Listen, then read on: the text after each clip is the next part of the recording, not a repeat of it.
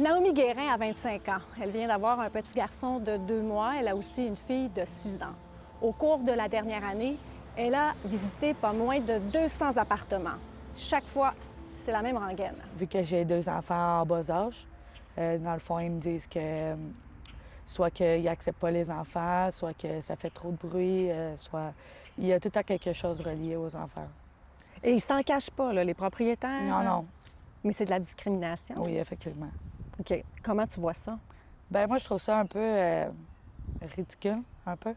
Parce que, tu sais, on peut pas empêcher des enfants de vivre. C'est absolument illégal au Québec, la discrimination, pour ces raisons-là, notamment, et pour d'autres. Mais ce qu'on observe dans le contexte où c'est les propriétaires qui ont le gros bout du bâton, c'est qu'elle est quand même pratiquée. Il y a même des petites annonces là, qui sont à caractère discriminatoire où c'est écrit pratiquement là, pour couple seulement, idéal pour jeunes professionnels. Puis dans le fond, ben moi, je veux un 4,5 ou un 5,5.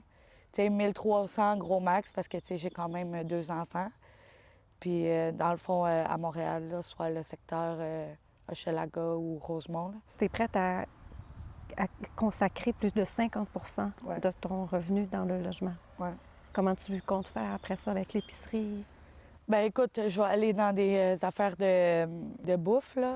Naomi n'est pas la seule actuellement au Québec dans cette situation. 9 des locataires québécois consacrent plus de la moitié de leurs revenus au loyer.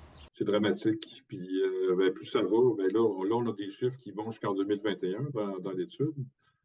Mais si on regarde depuis 2 ans, là, la situation ne fait qu'empirer. Ça fait que oui, il y a énormément de ménages, justement, qui vont peiner à se trouver un logement.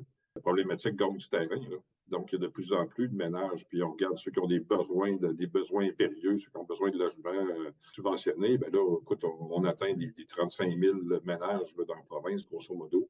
Tu me dis que tu as déjà fait cet appel-là, l'appel d'urgence. Mais on va quand même le réessayer pour voir qu'est-ce qu'ils te disent. Vous avez joint le service de référence de l'Office municipal d'habitation de Montréal. Pour quelle date?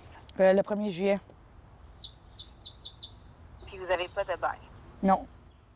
Le service d'urgence de l'OMH lui a donc fourni une liste de logements abordables. On verra bien si elle pourra trouver d'ici le 1er juillet. Et j'aimerais vraiment ça avoir un toit sur ma tête avec mes 2 enfants, puis continuer ma vie, les inscrire à l'école, faire ma routine. Parce que, tu sais, j'ai comme pas envie de vivre dans la rue avec mes 2 enfants, là. C'est ça qui est stressant beaucoup.